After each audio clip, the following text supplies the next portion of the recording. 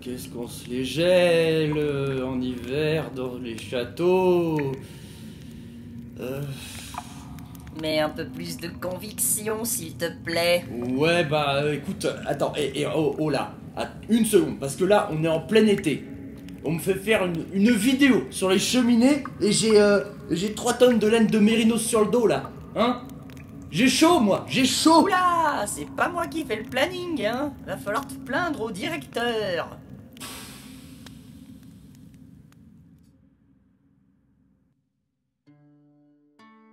Pour commencer, j'ai utilisé un carré de MDF de 5 cm de côté, j'ai tracé au critérium un emplacement que j'ai réservé pour des perles afin d'imiter des dalles sculptées.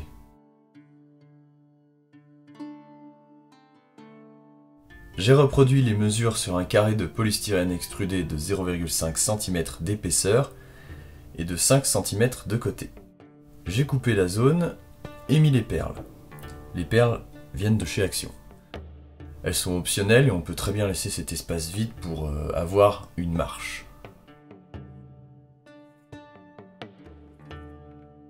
Ensuite, j'ai préparé tous les éléments qui composent cette cheminée. Pour le dos, les côtés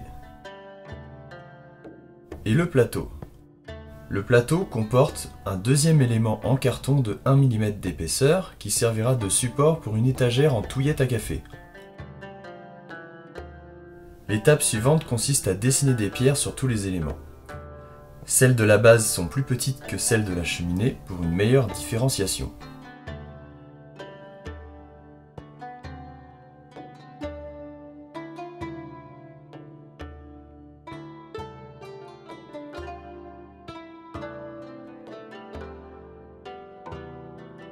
J'ai utilisé une boule d'aluminium pour marquer le polystyrène et créer un effet de pierre.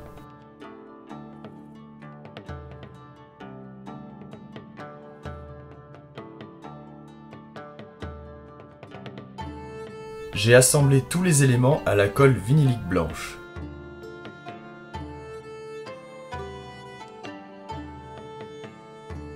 Mes perles étant en plastique, j'ai enlevé la ligne de moulage du côté visible avec un ébarboir.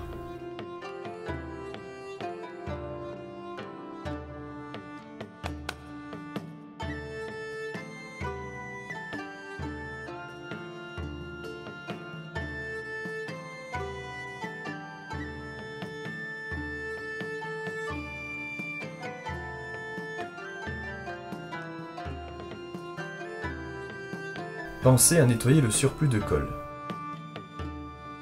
Pour éviter que le carton utilisé pour le plateau ne gondole, j'ai laissé sécher la pièce avec un poids dessus. Une fois le tout sec, j'ai dû redécouper le carton sur la longueur pour qu'il n'y ait pas de jour entre cette pièce et le fond de la cheminée.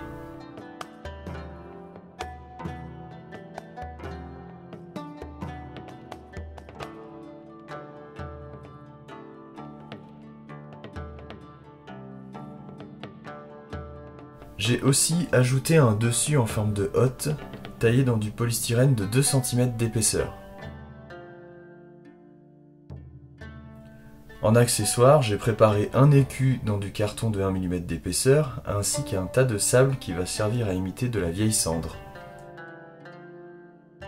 Enfin, j'ai remesuré les contours du sommet de la cheminée afin d'y installer mon étagère sur laquelle j'ai collé 2 petits bougeoirs.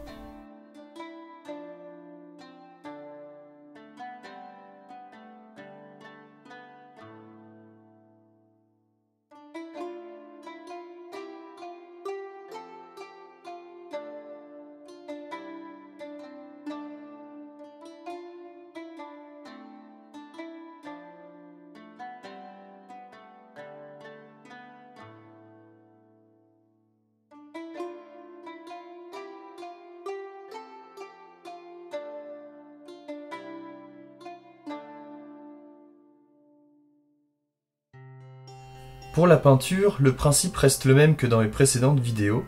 J'ai commencé par la sous-couche de l'intérieur de la cheminée en noir, Celle du sol et du reste de la cheminée est en marron foncé. J'ai éclairci le marron foncé avec des brossages à sec de marron de plus en plus clair, pour terminer par du blanc sur les arêtes. J'ai fait un brossage à sec de gris clair sur le sable, mais j'ai laissé l'intérieur en noir pour montrer que c'est une vieille cheminée encrassée de suie.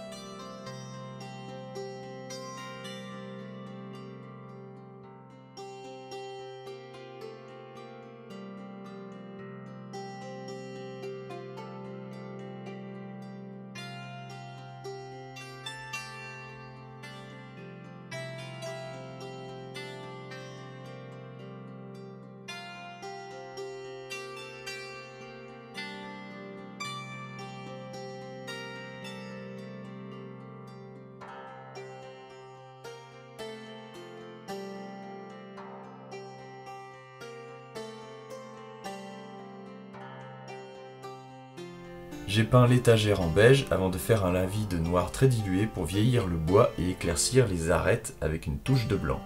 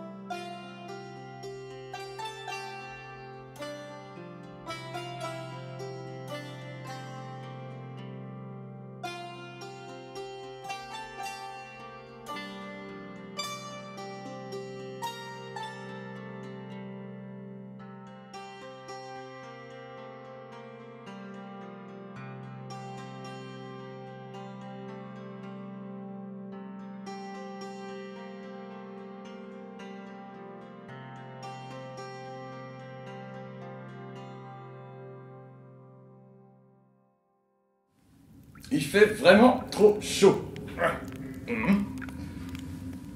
Bienvenue à tous les nouveaux abonnés. Je suis vraiment très content, on est de plus en plus nombreux. Votre soutien est très important pour ce que je fais, parce que ça m'encourage à aller jusqu'au bout des choses. Et sur ce... moi je vais aller me baigner.